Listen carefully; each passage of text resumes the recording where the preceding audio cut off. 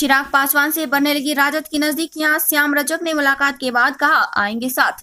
राजद के राष्ट्रीय उपाध्यक्ष श्याम रजक और लोजपा के नेता चिराग पासवान के बीच सोमवार को मुलाकात की। दोनों नेताओं की मुलाकात विरुद्ध रूप से सियासी रही। राजद और लोजपा की नजदीकियां औपचारिक तौर पर बढ़ने लगी है। इस दौरान दोनों नेताओं ने खुलकर सियासी संकेत दिए हैं। पटना आवास में दोनों नेताओं की मुलाकात की पृष्ठभूमि नई दिल्ली में दिवंगत नेता रामविलास पासवान के बंगले को खाली कराने के बाद उभरे विवादों से बनी। सांसद चिराग पासवान के श्री कृष्णापुरी स्थित निजी आवास पर राजद सुप्रीमो लालू प्रसाद और तेजस्वी यादव के दूत के रूप में राजद के वरिष्ठ नेता श्याम रजक पहुंचे। चाय पर हुई मुलाकात के दौरान श्याम रजक और चिराग पासवान के बीच लंबा संवाद हुआ। श्याम रजक ने बताया कि मुलाकात हुई है, हम लोग मनोवादी ताकतों से लड़ने के लिए साथ आ सकते हैं। चिराग पासवान से जुड़ा एक नया विवाद अब चर्चे में। बता दें कि चिराग पासवान से नया जुड़ा हुआ एक विवाद अब चर्चे में। केंद्र सरकार ने दिवंगत नेता रामविलास पासवान के नाम पर आवंटित दिल्ली के सरकारी बंगले को खाली करा लिया। बंगला खाली कराने के लिए टीम भेजी गई। चिराग ने इस मुद्दे को लेकर सवाल भी खड़े किए। बंगला खाली कराने के तरीके पर उन्होंने सवाल खड़े किए। इस बीच अब उनके भाई प्रिंस राज ने चिराग पर हमला बोला है। बिहार के डिप्टी सीएम है तारकिशोर जी, उन्होंने योगी मॉडल को बिहार में लागू कर देंगे। भाई योगी मॉडल तो ठीक है, अभी कौन सा मॉडल चल रहा है पहले ये बताए ना। मतलब आप खुश तो नहीं है इस मॉडल से? कौन सा मॉडल चल रहा है अभी? योगी मॉडल अच्छी बात है भैया, आप लाएं योगी मॉडल, बढ़िया मॉडल है उनका। अपराध पे कम से कम नियंत्रण तो पाए हैं। पर अभी कौन सा मॉडल चल रहा है? आपराधिक मॉडल चल रहा है, भ्रष्टाचारी मॉडल चल रहा है, कौन सा मॉडल चल रहा है? पहले इस बात की भैया विकल्प की तलाश आप तब करते हैं ना जब मौजूदा परिस्थिति से आप संतुष्ट नहीं होते।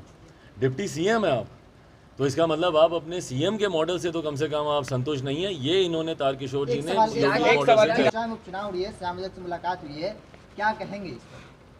भाई आपने, मुझे लगता है श्याम रजक जी से भी आपने बातचीत की होगी। तमाम तार को एक साथ जोड़ देना, भाई मेरे पिताजी के पुराने साथियों में से रहे, शुभ चिंतकों में से रहे। क्या संभव नहीं है कि कोई व्यक्ति व्यक्तिगत तौर पर मुलाकातें करे? क्या हर मुलाकात के राजनीतिक मायने निकालने ज़रूरी हैं? कि अगर श्याम रजक अगर आए हैं तो इसका मतलब बोचा चुनाव से ही इसको, इस तार को जोड़कर देखा जाए? या अगर मैं तेजस्वी जी की अगर मैं बात कर रहा हूँ, उन्होंने अगर ट्वीट किया है तो इसका मतलब ये है कि भैया जहाँ पर मेरे प्रत्याशी खड़े नहीं हैं तो वहाँ पर उनकी पार्टी को मदद की जाए। हर बात के राजनीतिक मायने निकालना मुझे नहीं लगता उचित है। मेरे आदरणीय श्याम रजक जी से पुराने व्यक्तिगत संबंध रहे हैं, मेरे परिवार के संबंध रहे हैं, कई बार उनसे मेरी व्यक्तिगत तौर पर मुलाकातें होती रही हैं। भविष्य के गर्भ में क्या है, ये जब भविष्य सामने आएगा जरूर बताएगा कि भाई हम ज़्यादा कुछ बोलेंगे, कुछ करेंगे तो हमको मंत्री पद से हटा देगा। भाई ऐसे कितने मंत्री पद को हमारे नेता ने लात मारी, ठोकर मारी।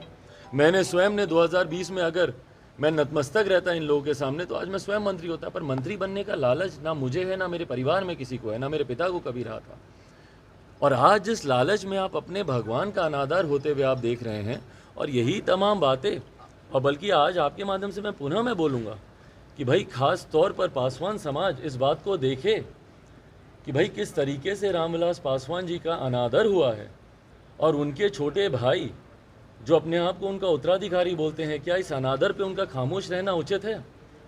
पासवान समाज ये देख रहा है, दलित समाज ये देख रहा है, और ख़ास तौर पर मेरे नेता ना सिर्फ पासवान समाज, ना सिर्फ दलित समाज, बल्कि हर जात में, हर धर्म में उनको मानने वाले, उनमें आस्था रखने वाले लोग हैं। हर कोई ये देख रहा है। भाई मुझे तो पिछले 3 दिन से यही ना फ़ोन मैसेजेस आ रहे हैं। आप सोशल मीडिया पे नीचे कमेंट्स पढ़ लीजिए भाई, आप ही लोगों के वीडियो पे और इन लोगों के वीडियो पे भी पढ़ लीजिए। जो ट्वीट ये लोग कर रहे हैं या जो बातें पशुपति कुमार पारस जी और बाकी उनके जो सांसद लोग कर रहे हैं, उनके नीचे कमेंट पढ़ लीजिए, उसी से ही जनता की नब्ज़ आपको पता चल जाएगी। बिहार में 24 सीटों पर इलेक्शन हो रहा है एमएलसी का, क्या लगता है?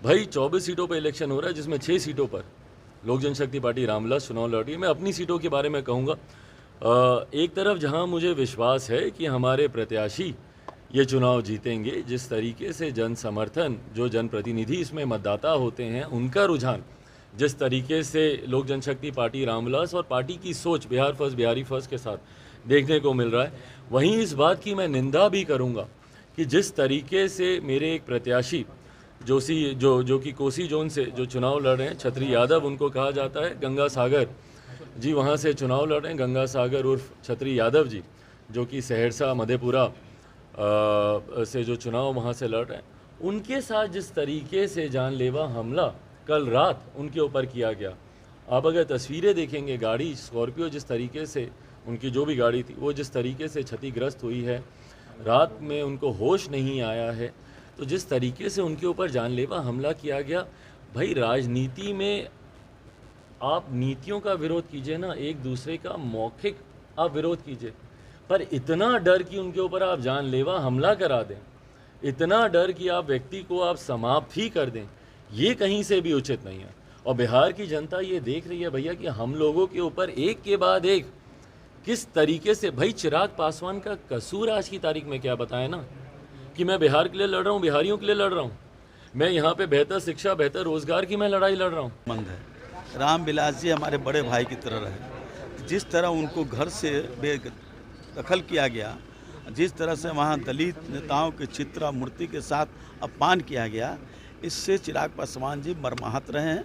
उस मर्माहत का मैं उनके दुख में शेयर करने के लिए आया हूँ। में उपचुनाव है, चिराग की पार्टी नहीं लड़ रही है, क्या यहाँ कोई राजनीति बात नहीं चाहते हैं कि चिराग पासवान आप लोग के प्रचार करें आप लोग के लिए?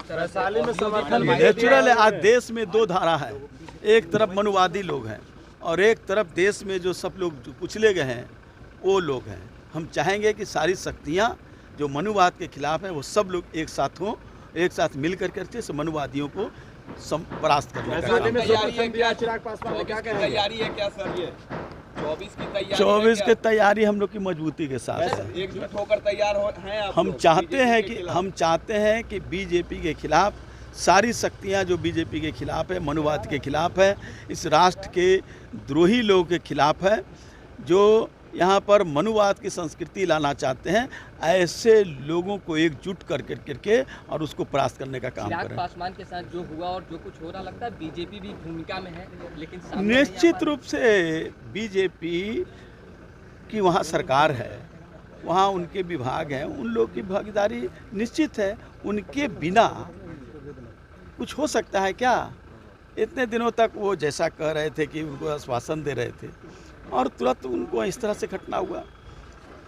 उस मकान को रखना नहीं चाहते। हम लोग की इच्छा थी, हम लोग की भी, जो हम लोग उन पार्टी के नहीं हैं, कि रामविलास जी वहाँ पर कई वर्षों से रहे, उनको राष्ट्रीय स्मारक घोषित करना चाहिए और वो मकान को राष्ट्रीय स्मारक रामविलास जी के नाम पर होना चाहिए। रामविलास जी की प्रतिमा दिल्ली में किसी बड़े स्थल पर लगना चाहिए। पार्लियामेंट के अंदर संसद भवन में रामविलास जी की तस्वीर लगनी चाहिए। रामविलास जी कोई ऐसे वैसे नहीं थे। जब बड़े मनुवादियों का वो लगा सकते हैं तो एक दलितों के सबसे बड़े प्रणेता, भाई अंबेडकर और कांसीराम के बाद कोई एक नेता पैदा हुआ, वो रामविलास पासवान है। तो रामविलास जी को क्यों नहीं? ये वो दलित विरोधी है बीजेपी, और दलितों को अपमान करना उनका कर्म रहा। वैशाली में उन्होंने समर्थन दिया है, क्या लगता है? मैं तो विजय रथ को रोक सकते हैं आप लोग? विजय रथ तो ऐसे भी रुकने वाला है। इस राज्य और देश की जनता सड़क पर है, और जब सब लोग एक साथ होंगे तो और उसमें गति आएगी।